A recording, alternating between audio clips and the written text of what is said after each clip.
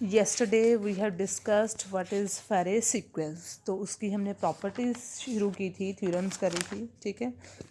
आज हम next theorem करेंगे, theorem number 3। It says two consecutive terms of Farey sequence can't have same denominator. अब statement ही क्या कर रही है कि दो कंसेक्यूटिव फ्रैक्शंस आ रही हैं, right, a dash over b dash, these are consecutive fractions of Faraday sequence। तो अगर ये कंसेक्टिव हैं तो इनका डिनोमिनेटर सेम हो ही नहीं सकता। क्यों? क्योंकि अगर मैंने मीडियंट इसमें इंसर्ट करना था तो मीडियंट किस फॉर्म में आता है?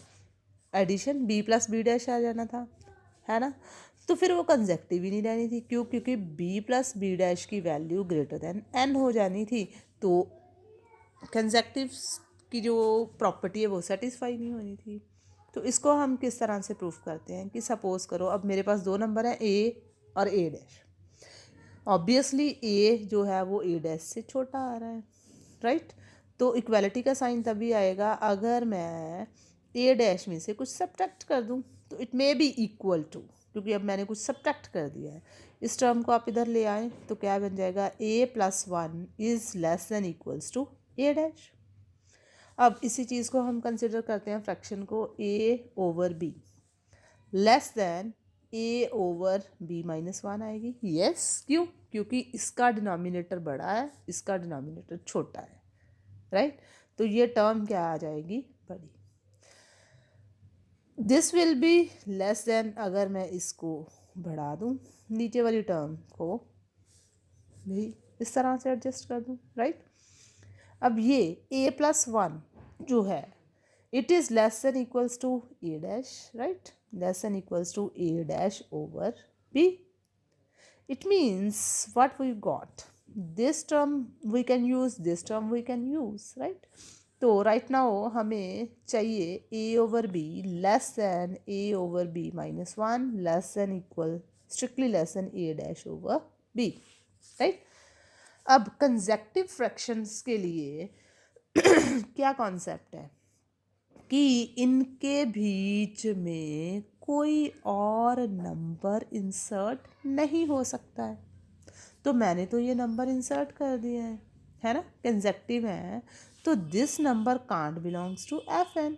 तो इसका मतलब ये हुआ कि whatever this number is it should be either greater than 1 or second option its denominator is greater than n। दोनों में से एक ऑप्शन है, या तो ये नंबर जो है 0 और 1 से परे चला गया है, ग्रेटर देन 1 आ गया है, या इसका डिनोमिनेटर n से बड़ा आ गया है, तभी तो ये फेरे सीक्वेंस का पार्ट नहीं बन पाया, राइट। तो अभी हमें पता है कि a ओवर b तो फेरे सीक्वेंस है। इट मीन्स b जो है it is either less than n और greater than n, right. Less than equals to n है, एक ही कंडीशन होनी थी, either it will be equal to n और लेस देन n। तो अगर मैं इसमें से 1 सब्ट्रैक्ट करूँ तो b minus 1 strictly less than n आ जाता है, क्योंकि इक्वालिटी हट जाएगी। तो यहाँ पे आप क्या कह रहे हो? b minus 1 is greater than n। यहाँ पे हमारा फेरे सीक्वेंस कह रहा है b minus 1 is strictly less than n। तो दोनों चीज़ें तो पॉसिबल नहीं है। अब मुझे ये भी पता है कि हर जो फेरे सीक्वेंस है it is either equal to 0 और greater than 0। This is strictly less than a over b minus 1, strictly less than a dash over b lies between, क्योंकि सारी फेरे फ्रैक्शन किसके बीच में है? 0 और 1 के बीच में ही हम फ्रैक्शंस फाइंड आउट कर रहे हैं ना। तो ये नंबर जो है ये पॉजिटिव तो है बट किससे छोटा आ रहा है? 1 से। यहाँ पे आपने क्या बोला जी? a over b minus 1 is greater than 1। तो इस ऑप्शन के लिए भी कॉन्ट्राडिक्शन आ गई है, इस ऑप्शन के लिए भी आपके पास क्या आ गई है? कॉन्ट्राडिक्शन। अब ये कॉन्ट्राडिक्शन दोनों केसेस में ही आ गई है, तो आई क्यों है? इसका मतलब इन दोनों फ्रैक्शन के बीच में कोई मीडियंट और लाई नहीं कर रहा है। तो इसका मतलब ये हो गया कि अगर मेरे पास दो कंसेक्टिव फ्रैक्शंस दी गई हैं तो उनका डिनोमिनेटर सेम नहीं हो सकता, it will be different, right. तो बी के साथ अगर हम लें तो ये दोनों ही ऑप्शंस जो हैं वो कॉन्ट्राडिक्शन में आ गई हैं। तो दो अगर मेरे पास कंसेक्टिव फ्रैक्शंस हैं तो they can't have same denominator, denominator will be different. Like अगर एक बी है दूसरा क्या आएगा, B dash, different. Next theorem करते हैं हम लोग फोर्थ थ्योरम क्या कह रही है कि अगर हमारे पास थ्योरम नंबर 4 कह रही है if a b and a dash b dash are consecutive fractions, right, in Farey sequence दो कंसेक्टिव फ्रैक्शंस दी गई हैं, say a over b to the left of a dash over b dash, right. A over b is किस side पे दी गई है, to the left of a dash over b dash. तो प्रूफ हमने क्या करना है, टू प्रूफ हमने क्या करना है, a dash b minus A B dash is equals to 1, right. अब अगर n 1 के इक्वल है तो f1 की वैल्यू हमने क्या निकाली थी बेटे, 0/1, 1/1, यही वैल्यू थी हमारी f1 के लिए। अगर इस फ्रैक्शन को हम ले लें a ओवर b, इस फ्रैक्शन का नाम हम ले लें a dash over b dash, तो रिज़ल्ट जो प्रूव करना था वो चेक करें। इंडक्शन से ही होना है ना ये, और कोई ऑप्शन नहीं है हमारे पास। a over b to the left of a dash over b dash, तो ये हमने प्रूफ करना था। इसमें वैल्यूज पुट करें तो जो प्रूफ करना था a dash b, a dash is 1, b dash is 1, a is 0, b is 1, तो यहाँ पे वैल्यू पुट करो, a dash is 1, b is 1, a is 0, b dash is 1, answer क्या आ जाएगा, 1 minus 0, it will be 1। Proof हो गया। तो अगर हमारा result n is equals to 1 था तो रिजल्ट क्या आ गया है, ट्रू आ गया। स्टेप 2 में हम क्या करते थे बेटे, अज्यूम करेंगे, assume that given result is true, given result is true for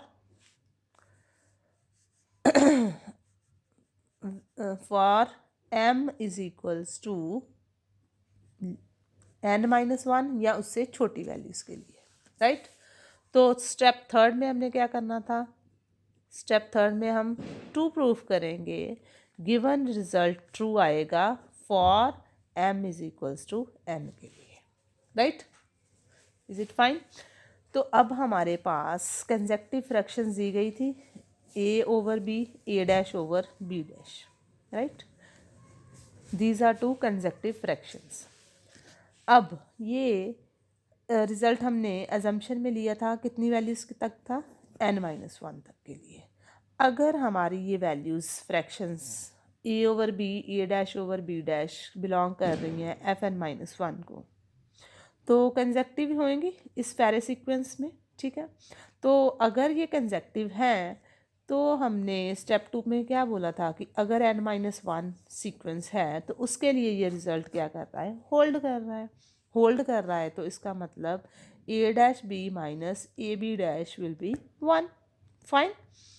अब जरूर अगर तो ये कर रहा है ठीक है, n-1 को ये फ्रैक्शंस बिलोंग कर रही हैं तो रिज़ल्ट हमारा प्रूफ हो गया। पर ज़रूरी नहीं है कि ये फ्रैक्शन n-1 टर्म में हो। अगर नहीं है, कंसेक्टिव नहीं है, तो क्या रिज़ल्ट आएगा हमारे पास, if a over b and a dash over b dash doesn't belongs to fn-1। तो ये तभी पॉसिबल होएगा अगर मेरे पास b की वैल्यू किससे बड़ी आ गई है, n-1 से, और b डैश की भी, दोनों के लिए सेम रिजल्ट आएगा। तो यहाँ से क्या आ गया, b is greater than equals to n, यहाँ से b dash greater than equals to n, right. तो ये दोनों टर्म्स किस में चली गई फिर, अगर ये ग्रेटर देन n आ गया तो। ऑल्सो हमारा एक रिजल्ट शुरू में दिया हुआ था कि a over b, a dash over b dash this belongs to fn, right. तो अगर ये सीक्वेंस को बिलोंग करती हैं तो denominator can't exceed n, right. तो यहाँ से हमने कहा greater than equals to n, यहाँ से less than equals to n, तो क्या ऑप्शन बनी, b is equals to n। Same b dash greater than equals to n, b dash less than equals to n, तो क्या बना b dash is equals to n, तो b और b dash बराबर आ गए।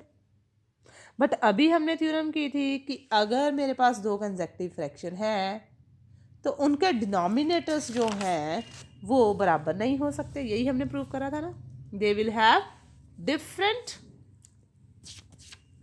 डिफरेंट डिनोमिनेटर्स, तो यहाँ से तो डिनोमिनेटर बराबर आ गए, कॉन्ट्राडिक्शन आ गई। तो इसका मतलब है दोनों इसमें नहीं है पर एक तो हो सकता है ना, possible either a over b belongs to fn minus 1 और a dash over b dash belongs to fn minus 1, दोनों में से एक चीज़ होएगी।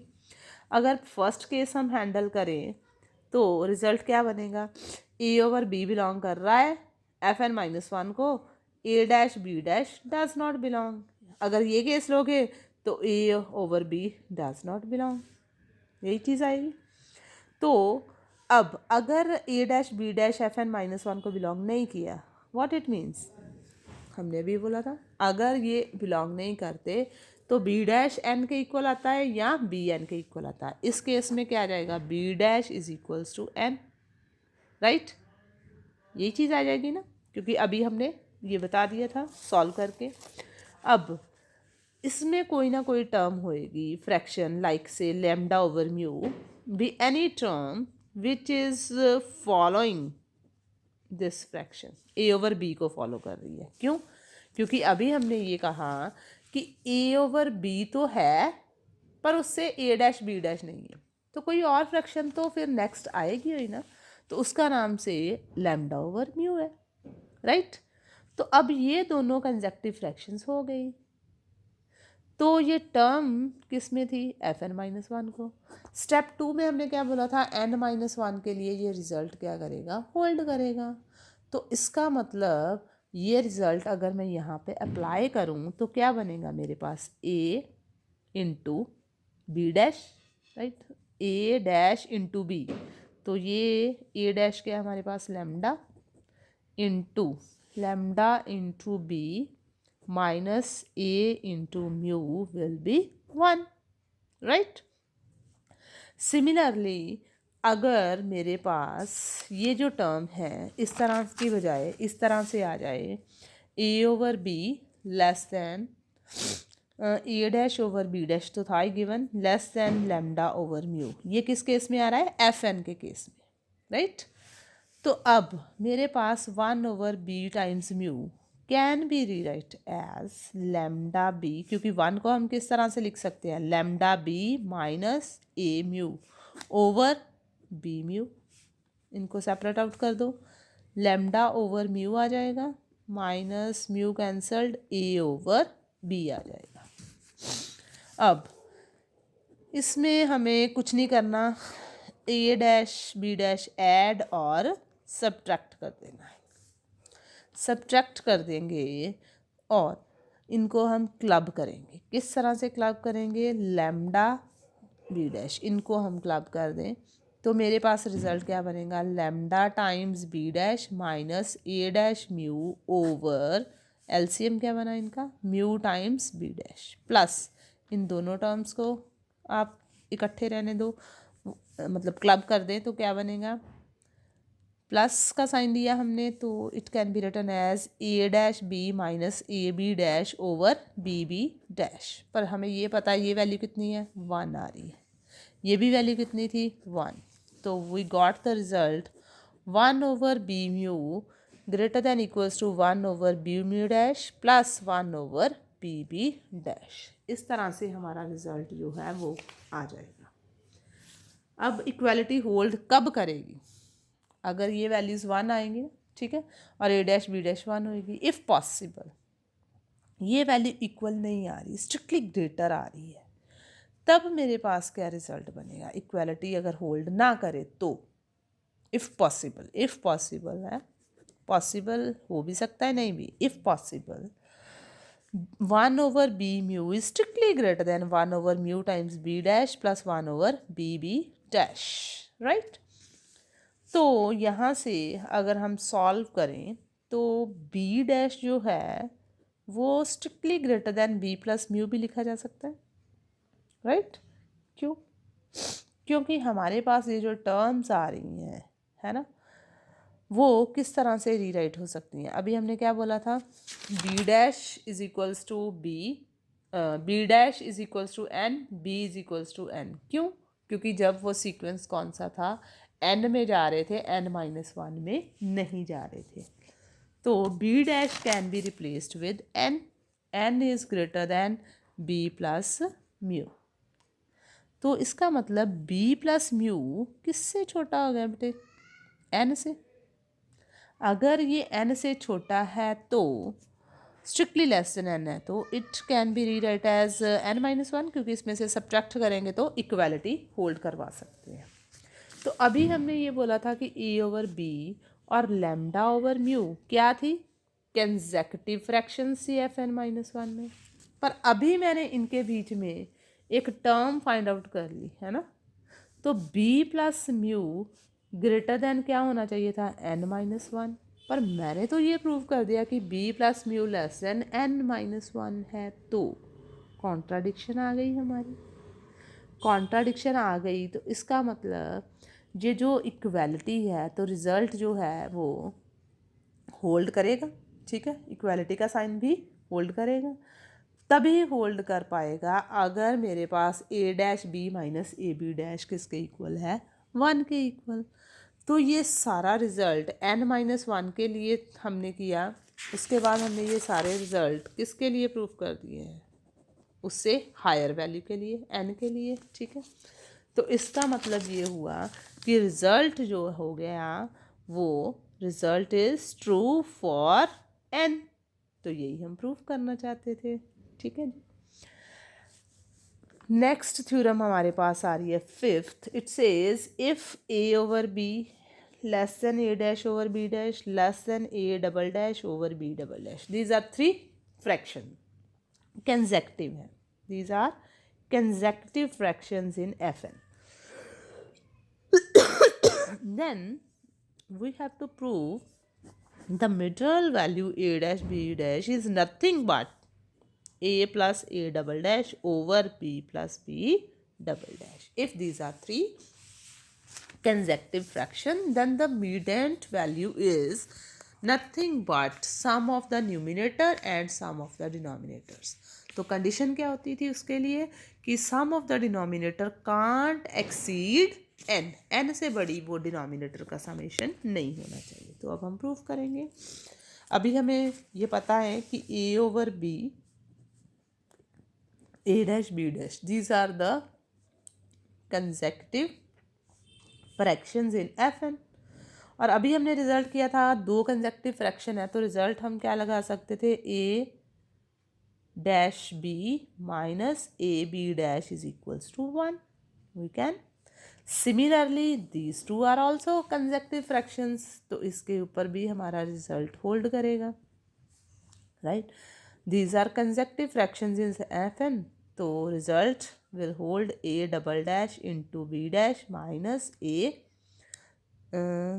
dash into b double dash is equals to 1, right?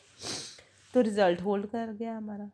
तो दो इक्वेशंस मेरे पास बन गई, एक इक्वेशन ये वाली आ रही है, दूसरी ये वाली आ रही है। तो दोनों को हम सॉल्व करें अगर 2312 का फॉर्मूला लगा के ए डैश बी डैश और 1, तो 2312 के हिसाब से हम इसको सॉल्व कर सकते हैं। Minus a double dash minus b double dash minus b and minus b a double dash plus a b double dash. 2312 का फॉर्मूला लगाया और कुछ नहीं किया हमने, राइट? तो अगर हम पहले दो मेंबर्स को ही कंपेयर करें तो माइनस का साइन हट जाएगा, तो it will be a plus a double dash b dash over b double dash plus b, right?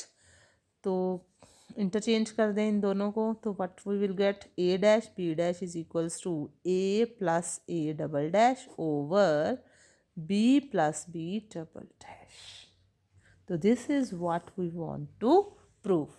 अगर आपको एग्जाम में ये थ्योरम फिफ्थ आएगी तो इट इज़ अंडरस्टूड कि we have to solve theorem number 4 as we have use the result here. तो इस theorem में तो अपने तो 2-3 ही स्टेप्स आए हैं, जस्ट हमने 2312 का फार्मूला ही तो अप्लाई करा है, पर वो अप्लाई किसके ऊपर किया है, इस फार्मूले के ऊपर। तो ये फार्मूला हमारा कहाँ से रिट्रीव हुआ था, थ्योरम नंबर 4 से हमने डिराइव करा था।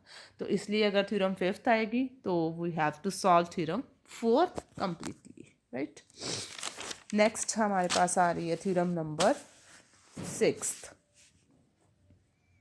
थ्योरम 6 क्या कह रही है कि अगर हमारे पास कोई भी दो कंसेक्यूटिव फ्रैक्शंस दी गई हैं तो रैशनल फ्रैक्शंस की जो वैल्यूज़ आएंगी वो किसके बीच में लाई करेंगी, a plus a dash over b plus b dash in unique fraction with smallest denominator. तो वो हमने डेफिनेशन में ही पढ़ लिया था, बस अब जस्ट उसको प्रूव करेंगे।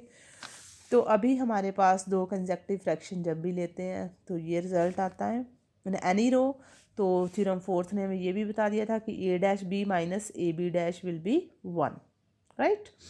तो अभी हमने थ्योरम 5 में ये किया कि अगर दो कंसेक्यूटिव फ्रैक्शन हैं तो इनके बीच में मीडियंट किस तरह से इंसर्ट होगा, it will be a plus a dash over b plus b dash less than a dash over b dash, ठीक है। जो फर्स्ट फ्रैक्शन इंसर्ट हुई है, this is our first fraction inserted. साथ ही हमें ये भी पता है कि ये जो b प्लस बी डैश है it can't exceed the Farey sequence, right. इसकी value less than equals to n ही होनी चाहिए। अब मैंने क्या करना है कि और कितनी फ्रैक्शंस जो है, कोई और फ्रैक्शन अब इन दोनों के बीच में किस तरह से इंसर्ट होगी और उसकी वैल्यू एग्जैक्टली ये होनी चाहिए। अब मैं ये प्रूफ करूँगी। कोई अगर मैं कोई और फ्रैक्शन भी ले लूँ तो उसका रिजल्ट भी क्या आना चाहिए, sum of the numerator sum of the denominator provided this can't exceed the given Farey number sequence, right. तो एनी कंसिडर कर लें कोई भी फ्रैक्शन से एक्स वाई, राइट। तो हमारे पास रिजल्ट क्या बनेगा, a over b less than x y less than a dash over b dash. तो अकॉर्डिंग टू रूल हमें पता ही है कि a dash minus b dash minus a over b can be rewrite as, अगर मैं इसी में x over y add subtract कर दूं तो I think no issues, right. तो अब हम इन दोनों ब्रैकेट को सेपरेटली सॉल्व कर लें। तो ये क्या बन जाएगा, इस ब्रैकेट का result a dash y minus b dash x over b dash y plus b x minus a y over b y. तो अभी हमने ये पढ़ा था कि if these are the consecutive fraction this result will hold. तो इस दोनों की वैल्यू क्या आ जाएगी 1, इसकी वैल्यू भी 1। तो एलसीएम लेने के बाद रिजल्ट बना b plus b dash over b b dash y, right. 1 आ गया ना, तो उसके बाद एलसीएम लिया तो वी गॉट दिस रिजल्ट। अब लेफ्ट साइड पे जो था this is greater than equals to 1 ना, राइट, यस। तो a dash over b dash minus a over b is greater than equals to b plus b dash over b b dash times y. अब ये चीज़ भी थी a dash b minus A B dash is 1, तो अगर मैं यहाँ पे भी एलसीएम ले लूँ तो I got the same result. तो एलसीएम लेने के बाद मेरे पास क्या बचेगा, 1 over b b dash greater than equals to b plus b dash over b b dash into y. तो बी बी डैश कैंसल, तो y greater than equals to b plus b dash, right. तो अब दो cases मेरे पास आ रहे हैं, either it will be equal और it will B greater than. अब first case if y is equals to b plus b dash, right. If y is equals to b plus b dash then what will happen, b plus b dash के equal ही y आ गया तो ये cancel हो जाएंगे, right. तो मेरे पास रिजल्ट क्या बनेगा, a dash y minus b dash x is equals to 1। Similarly b x minus a y is equals to 1। तो फिर से उनको हम x और y के लिए 2312 वाले फार्मूले से सॉल्व कर सकते हैं। फिर जब सॉल्व करूँगी तो मेरे पास x ओवर y क्या आ जाएगा, a plus a dash over b plus b dash. तो this is what I have said कि मैं डिफरेंट फ्रैक्शन ले रही हूँ, इवन देन उसका रिजल्ट क्या आ रहा है, सेम आ रहा है। अभी ये कौन सा केस किया था, अगर y b plus b dash के इक्वल आता है तो, अगर y strictly greater than b plus b dash आ गया फिर तो मैं सॉल्व नहीं कर सकती। क्यों? क्योंकि it should be less than equals to n. Denominator जो है वो लीस्ट लेना है हमने, ग्रेटर तो लेना ही नहीं था। ठीक है, तो इसका मतलब ये हुआ ये केस तो हैंडल नहीं होगा। कौन सा रह जाएगा? सिर्फ if y is equals to b plus b dash. Right, तो थ्योरम नंबर 7 जो है वो इजी है आपकी बेटे, आप ट्राई करके देखना। अगर आपको कोई प्रॉब्लम आएगी then you just tell me, I will solve it again. Theorem 7th and 8th आप खुद ट्राई करोगे, 9th और 10th में आपको कल करवाऊंगी। Thank you so much.